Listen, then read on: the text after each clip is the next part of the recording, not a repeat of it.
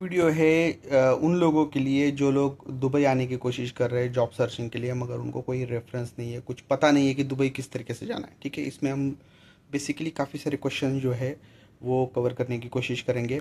First thing एक मैं आपको बताना चाहता हूँ, दुबई अगर आपको जॉब के लिए आना है तो डरने की कोई ज़रूरत नहीं है, इतना इतना टेंशन लेने की कोई ज़रूरत नहीं है।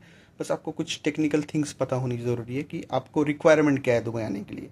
जैसे हर रिक्वायरमेंट के ऊपर मैंने वीडियोस बहुत बनाई है, मगर अभी लेटेस्ट रिक्वायरमेंट क्या है अगर आपको विजिट वीज़ा लेकर दुबई आना है तो फर्स्ट ऑफ ऑल आपके पास पासपोर्ट होना चाहिए। पासपोर्ट ईसीएनआर पासपोर्ट होना चाहिए। ठीक है, ईसीआर पासपोर्ट है तो आप कोशिश ना करें दुबई आने की, बहुत सारी दिक्कतें आपको इन फ्यूचर आ सकती है। तो कोशिश करिए आपका जो पासपोर्ट है वो पहले आप कन्वर्ट करें ईसीआर पासपोर्ट में। ठीक है, ईसीआर पासपोर्ट होने के बाद आप दुबई का विजिट वीज़ा जो है 2 मंथ का विजिट वीज़ा होता है जॉब सर्चिंग के लिए। उसके कम अगर है, मतलब 1 मंथ का इस तरीके से, तो आप कोशिश ना करें। 1 मंथ में किसी को भी जॉब नहीं लगता है, किसी को बहुत कठिनाई होती है, प्रॉब्लम्स क्रिएट होते हैं। आपको लगेगा कि चलो मैं ट्राई करके तो आता हूँ, तो पैसे वेस्ट हो जाएंगे आपके और टाइमिंग वेस्ट हो जाएगा और मेंटली आप डिप्रेस हो जाओगे।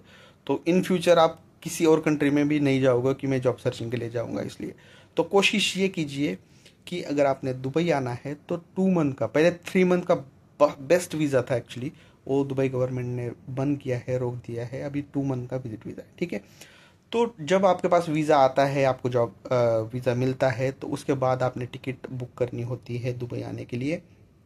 और दुबई आने के लिए अभी क्या बेसिक रिक्वायरमेंट है दुबई गवर्नमेंट ने रखी है, जो इंडियन इमिग्रेशन में भी वो लोग चेक कर रहे हैं। ठीक है, तो आपके पास 3000 दिरम्स होने ज़रूरी है। 3000 दिरम्स कैश या आपके पास कार्ड में आपके होने ज़रूरी है।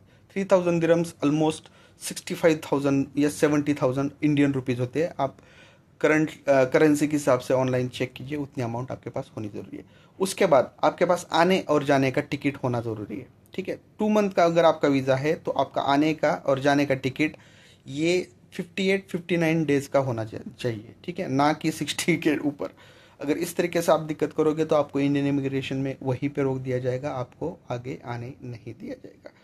कोशिश कीजिए अगर आप इंडिया से ट्रैवल कर रहे हैं तो मुंबई या दिल्ली एयरपोर्ट से ही आना है। ठीक है, साउथ में हैदराबाद भी ठीक है, नो इशू, मगर छोटे छोटे एयरपोर्ट कोशिश कीजिए नहीं आना है। ठीक है, बहुत सारे लोग ये कोशिश करेंगे कि छोटे एयरपोर्ट से ट्राई करने के लिए, तो मत कीजिए। वहाँ पे आपको इमिग्रेशन में बहुत दिक्कत होती है, रोका जाता है, बहुत सारे क्वेश्चन आपको पूछे जाते हैं।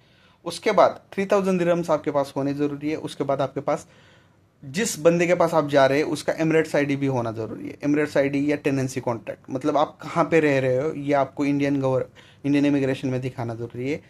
ठीक है, और यहाँ पे भी देखा जाएगा। अब अगर आपका यहाँ पे कोई रेफरेंस नहीं है, आपके पास कोई टेनेंसी कॉन्ट्रैक्ट नहीं है, तो आप होटल बुकिंग भी बना के, वो होटल बुकिंग इंडियन इमिग्रेशन में या दुबई इमिग्रेशन में जब यहाँ पे आप आते हो तो वो दिखा सकते हैं। ठीक है, ये बेसिक सारी चीज़ें हैं, ये आपके पास होनी ही ज़रूरी है।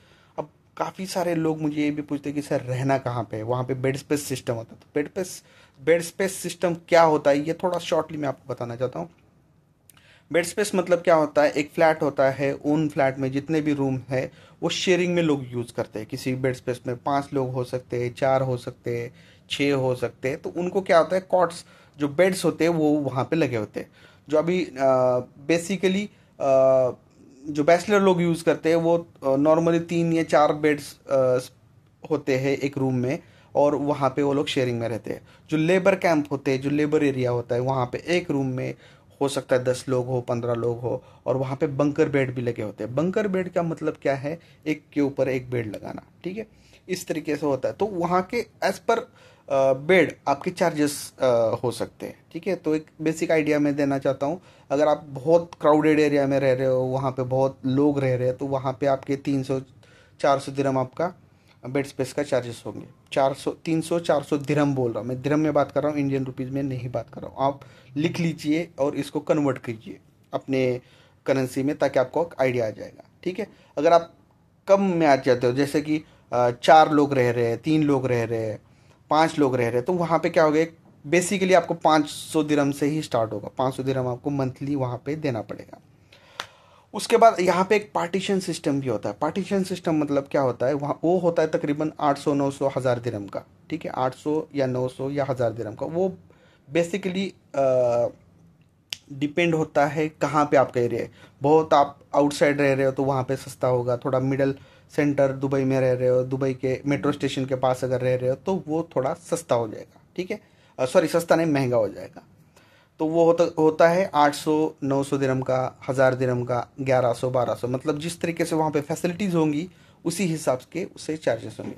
अब एक बेसिक क्वेश्चन ये भी है कि सर हम कपड़े कहाँ पे धोए, खाना कैसे बनाए। तो जहाँ पे भी आप रहते हो, जिस भी बेड स्पेस में आप रहते हो, वहाँ पे किचन भी होता है, ठीक है। जैसे फ्लैट सिस्टम होता है वही फ्लैट सिस्टम में किचन भी होता है, वो कॉमन किचन होता है, आप यूज़ कर सकते हैं, ठीक है। और पार्टीशन पार्टीशन भी एक होता है। पार्टीशन मतलब क्या होता है, वो जिप्सम बोर्ड का, जैसे हम हमारे इंडिया में पहले प्लाईवुड्स होते थे, वो प्लाईवुड्स लगा के किस तरीके से लोग रहते थे। छोटे छोटे रूम बनाए जाते हैं जिसमें सिर्फ एक बेड होता है और एक छोटा सा कबर्ड होता है जिसमें आप अपनी चीज़ें रख सकते हो। तो उसमें क्या होता है, आपको थोड़ी प्राइवेसी मिल जाती है, मतलब आपका सामान किसी और के साथ शेयरिंग नहीं होगा, आपको एक प्राइवेसी मिल जाती है, उसका डोर अलग से होगा, इस तरीके से। तो ये हो गया रहने का। अब लोगों के दिमाग में ये भी क्वेश्चन आता है कि सर बेड स्पेस अगर हमने लेना है या पार्टीशन हमने लेना है तो वो कहाँ पे ले। ये बहुत इंपॉर्टेंट क्वेश्चन है। काफ़ी सारे लोग मैंने देखे हैं जो दुबई जॉब सर्चिंग के लिए आते हैं, सस्ता मिलने के चक्कर में वो शारजा में चले जाते हैं रहने के लिए।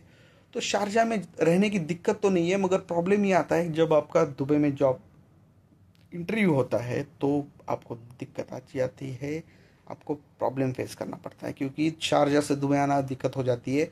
और समझ लो डेली आपके इंटरव्यू चल रहे हैं, कहीं ना कहीं हफ्ते में 2-3 बार, तो आपका खर्चा बहुत हो जाता है।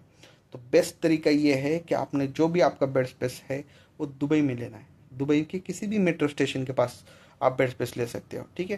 ट्राई कीजिए मेट्रो स्टेशन पास में हो, ताकि क्या होगा, आपको कहीं पे भी अगर आपका इंटरव्यू है तो आप जा सकते हैं वहाँ से इजीली, इजी तरीके से आप आपका जहाँ पे वेन्यू होगा, जहाँ पे इंटरव्यू है, जो वहाँ पे आपकी कंपनी है, वहाँ पे आप इजीली जा सकते हैं। तीसरी इंपॉर्टेंट बात, खाने का कैसा रहेगा सर, हम खुद खाना बना के रह सकते हैं क्या। तो दुबई का एक सिस्टम है दोस्तों, जहाँ पे भी आप रहते हैं ना बेड स्पेस के पास काफ़ी सारे होटल्स है, आपको इंडियन खाना आसानी से मिल जाता है। यहाँ पे वेजिटेरियन प्योर वेज भी बहुत सारे लोग होंगे जो बोलेंगे प्योर वेज इंडिया में सॉरी दुबई में मिलता है क्या, तो मिल जाता है, नो इशू। मगर आपको अगर पैसे सच में बचाने हैं तो मैं एक तरीका आपको बताता हूँ। जिस भी बेड स्पेस में आप रह रहे हो तो उनके साथ बात कीजिए, वहाँ पे आपके साथ और भी लोग रहते हैं, वो पहले से खाना बनाने वाले भी बहुत सारे होते हैं। तो आप उसमें बस शेयर डाल दो कि मैं इतने पैसे दे दूंगा, या आपके जितने पैसे बनते हैं वो हम लोग शेयर बना लेंगे, मेरा कितना हिस्सा होगा मैं दे दूंगा। इसमें क्या होगा, आपको घर का खाना खाने मिलेगा और आपके पैसे भी बचेंगे, क्योंकि बाहर खाना खाने में और घर खाना खाने में बहुत डिफरेंस है। काफ़ी सारे लोगों को पता है, काफ़ी सारे लोग घर छोड़ के अभी भी रह रहे होंगे, ठीक है। मेस अगर आप बाहर लगाते हो 2-3 टाइम खाने की, तो वो कम से कम 300-400 दिरहम की होती है, 500 दिरहम की, जिस तरीके से खाना होगा या जिस तरीके से एरिया होगा उस हिसाब से उसके चार्जेस है। मगर कम से कम आपको 300 दिरहम में 400 दिरहम के आसपास आपको जो है वो मेस टिफ़िन मिल जाएगा, 1 या 2 टाइम का, ठीक है। तो इस हिसाब से आप टाइम लगा लीजिए। अगर आपको यहाँ पे जॉब लग जाता है तो किस तरीके से आपका खर्चा होगा बेड स्पेस का, ये वो, ये आप इससे आइडिया लगा सकते हैं।